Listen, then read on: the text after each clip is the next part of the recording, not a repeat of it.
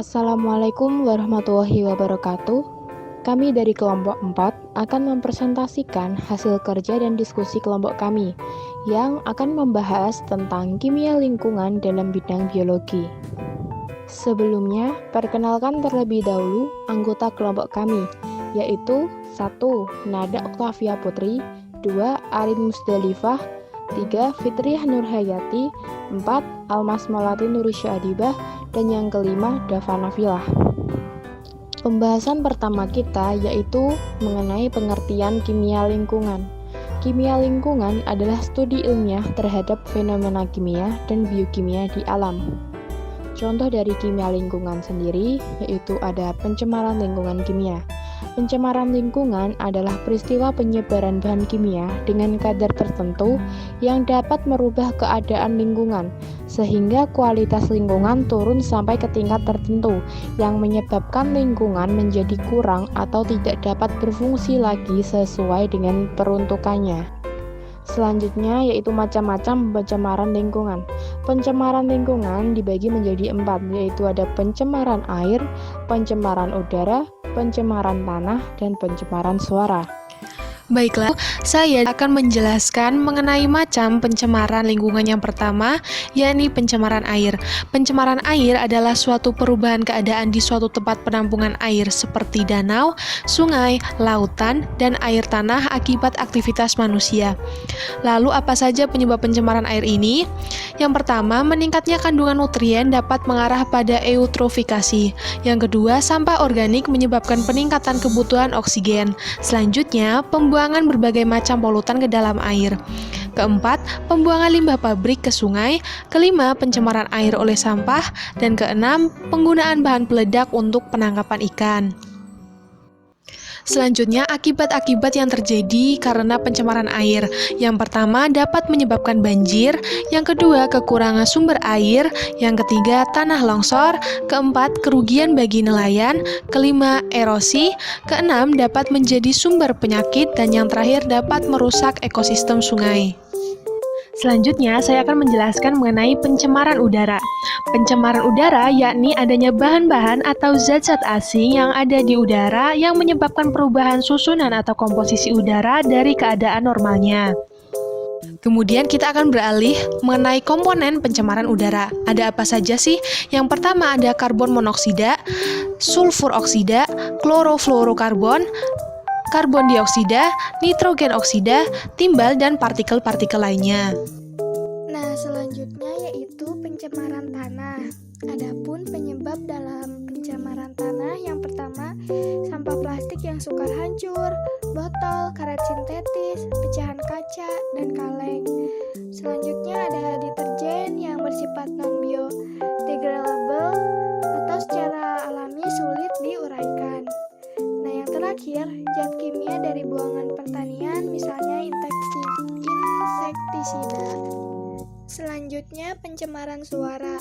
Polusi suara disebabkan oleh suara bising kendaraan bermotor, kapal terbang, mesin pabrik, radio, atau recorder yang berbunyi keras sehingga mengganggu pendengaran.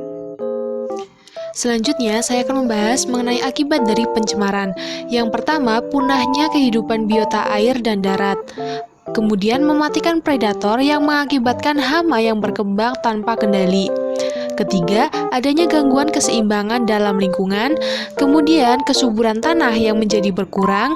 Kelima, adanya keracunan. Selanjutnya, adanya pemekatan hayati. Dan yang terakhir, terbentuknya lubang ozon dan efek rumah kaca. Selanjutnya, saya akan membahas mengenai macam bahan yang menjadi sumber dari timbulnya pencemaran. Yang pertama, bahan kimiawi, yakni berupa zat radioaktif logam seperti raksa, timbal, arsenik, kadmium, krom, dan asam ioida. Selanjutnya, ada juga seperti pupuk anorganik, pestisida, deterjen, dan minyak.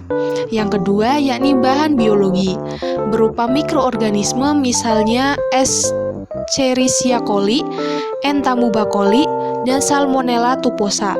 Selanjutnya, bahan fisik berupa kaleng-kalengan, botol, plastik, dan karet. Selanjutnya, saya akan membahas mengenai tingkatan pencemaran. Yang pertama, pencemaran yang mulai mengakibatkan iritasi atau gangguan ringan pada panca indera dan tubuh, serta menimbulkan kerusakan pada ekosistem lain. Yang kedua, pencemaran yang mengakibatkan reaksi pada tubuh dan menyebabkan sakit yang kronis. Yang ketiga, pencemaran yang kadar zat-zat pencemarnya demikian besarnya sehingga menimbulkan gangguan dan sakit atau kematian dalam lingkungan. Baiklah, untuk selanjutnya kita akan membahas mengenai penanggulangan dari pencemaran tersebut. Yang pertama, penanggulangan secara administratif. Penanggulangan secara administratif terhadap pencemaran lingkungan merupakan tugas pemerintah, yaitu dengan membuat peraturan-peraturan atau undang-undang. Yang kedua, penanggulangan secara teknologis. Penanggulangan pencemaran lingkungan secara teknologis misalnya menggunakan peralatan untuk mengolah sampah atau limbah. Yang ketiga, penanggulangan secara edukatif. Penangkalan pencemaran secara edukatif dilakukan melalui jalur pendidikan baik formal maupun non-formal. Kimia lingkungan sangat berkaitan atau berhubungan dengan ilmu biologi. Para peneliti dalam biokimia menggunakan teknik-teknik khusus yang berasal dari biokimia, tetapi mereka semakin banyak menggabungkannya dengan teknik dan gagasan yang dikembangkan di bidang genetika, biologi molekuler, dan biofisika. Biokimia merupakan studi tentang zat kimia dan proses penting yang terjadi pada suatu organisme hidup. Dalam biologi kimia, mengembangkan penerapan teknik-teknik kimia berbasis molekul kecil melalui sintesis kimia untuk mempelajari dan merekayasa sistem biologis. Penerapan ilmu biokimia dalam kehidupan. Yang pertama, penerapan dalam bidang pertanian dan kedokteran. Ilmu biokimia ini mempunyai posisi yang kuat dalam bidang kesehatan dan pertanian, yaitu dapat meningkatkan kualitas tumbuhan, dapat memahami kesehatan dan memelihara kesehatan, dan dapat melakukan penanganan suatu penyakit secara efektif. Yang kedua, penerapan dalam masalah gizi. Dengan mempelajari biokimia, kita mengetahui tentang reaksi-reaksi kimia penting yang terjadi dalam sel. Hal ini berarti kita dapat memahami proses-proses yang terjadi dalam tubuh kita. Contohnya, kita akan mampu menghindari dampak dari suatu lingkungan yang tercemar oleh limbah yang membahayakan kesehatan. Yang ketiga, penerapan pemecahan masalah kekurangan gizi. Biokimia mempunyai peranan dalam memecahkan masalah gizi, penyakit-penyakit akibat dari kurangnya gizi terutama pada anak-anak. Adapun salah satu penyebab dari kekurangan gizi ini yaitu kurangnya asupan makanan dan adanya infeksi penyakit. Yang keempat, penerapan dalam farmakologi obat.